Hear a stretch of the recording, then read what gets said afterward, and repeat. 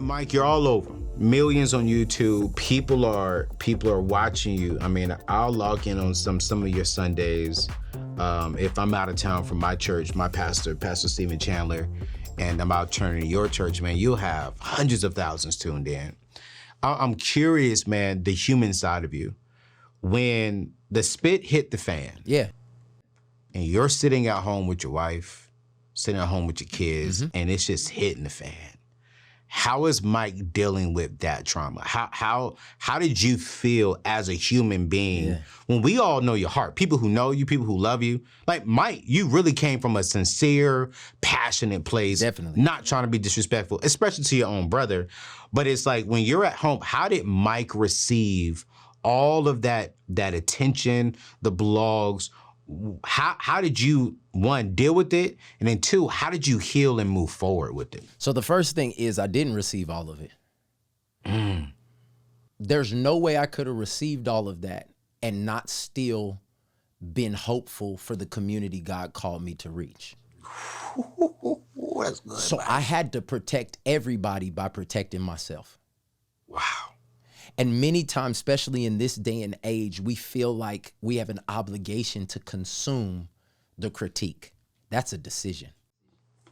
Mike, say that again. You do not have to consume the criticism or the critique. You can make a decision to disconnect.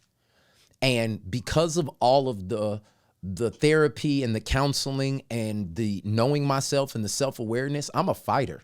Like I will pick up every comment and say, all right, come on up here and let me, like, that is my natural nature is let's fight. Like, you know what I'm saying? Like, but my rejuvenated spirit-led self said, you need to be in silence and you need to protect your soul.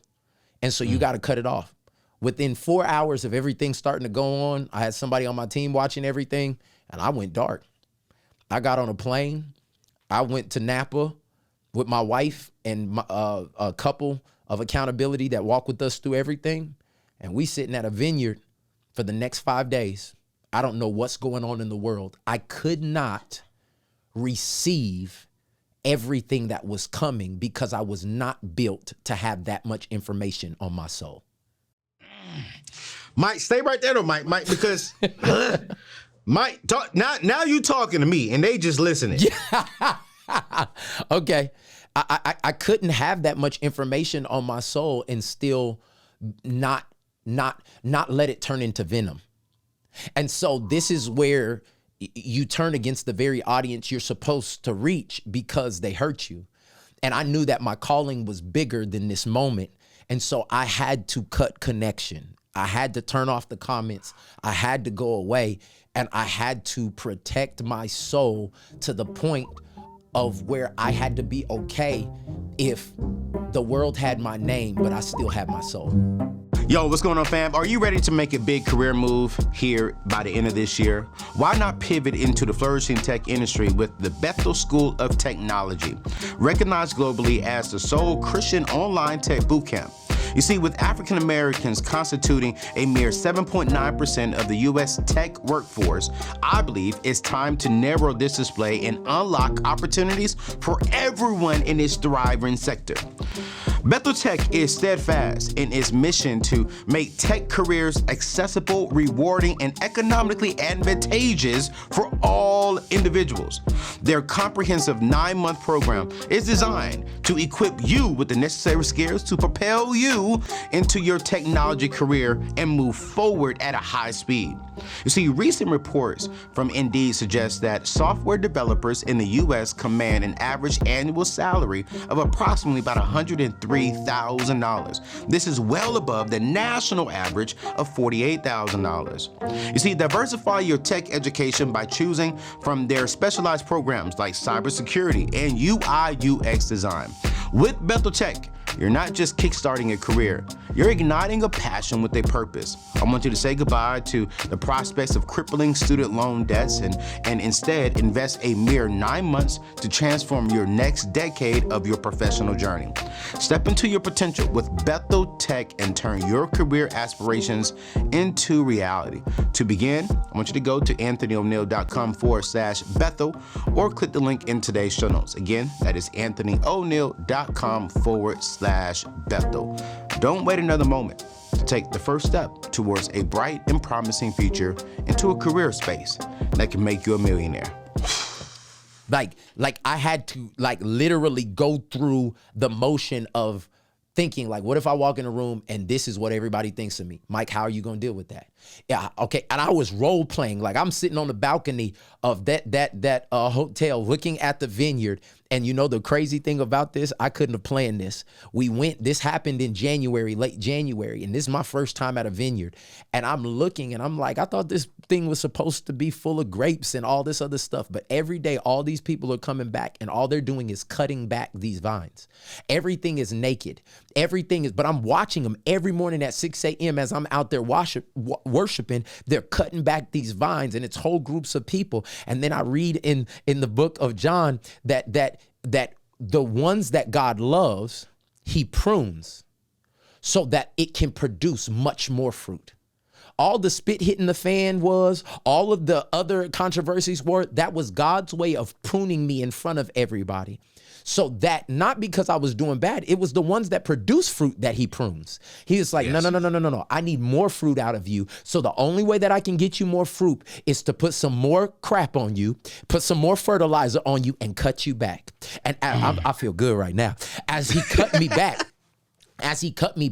what it did was it started putting the nutrients of my faith into the right places and calibrating my life into a place where it was like, that doesn't matter anymore. And that matters a lot more. And it was focusing where I put my attention, my energy, my effort, my prayer, my anointing.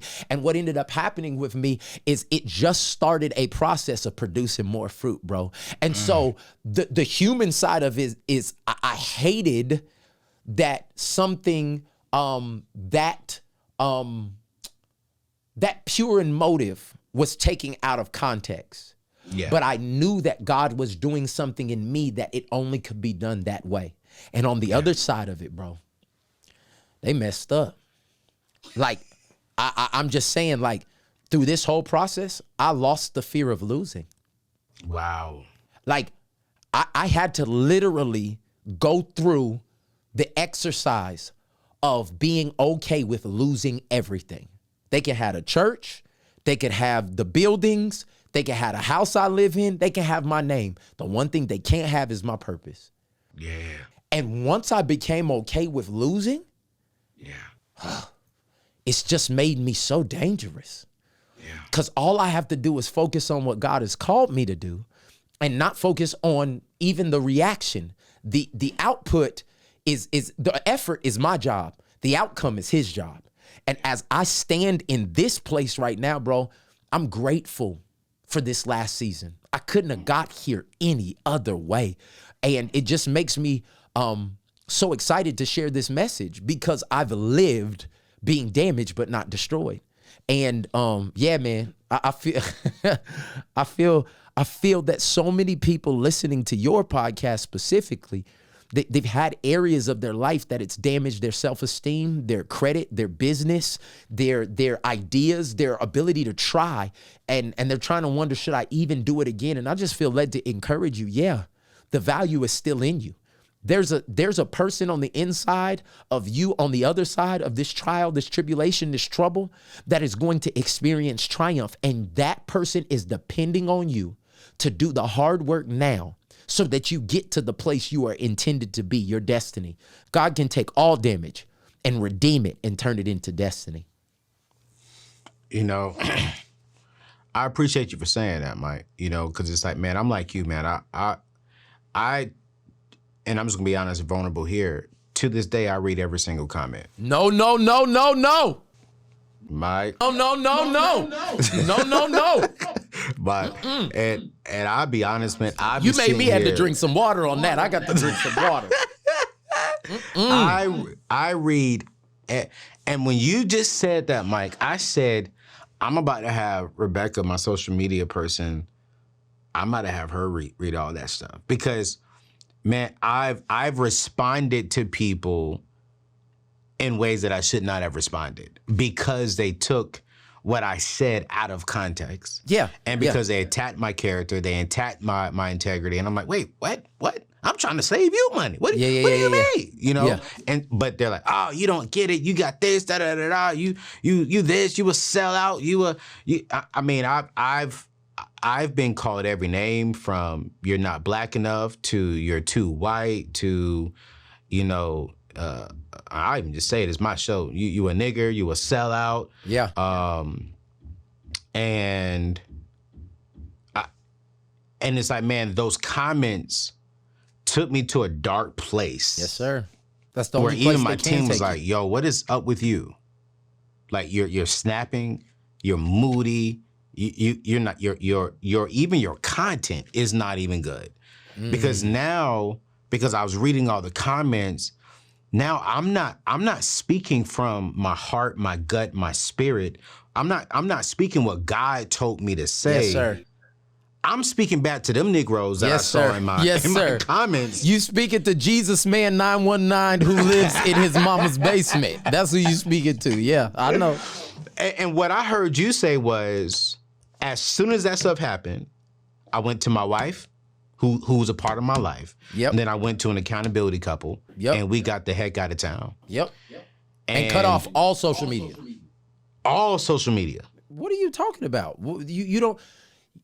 You do not have access to me when I'm in vulnerability. You cannot be in the operating room with me, and you're not a trained doctor.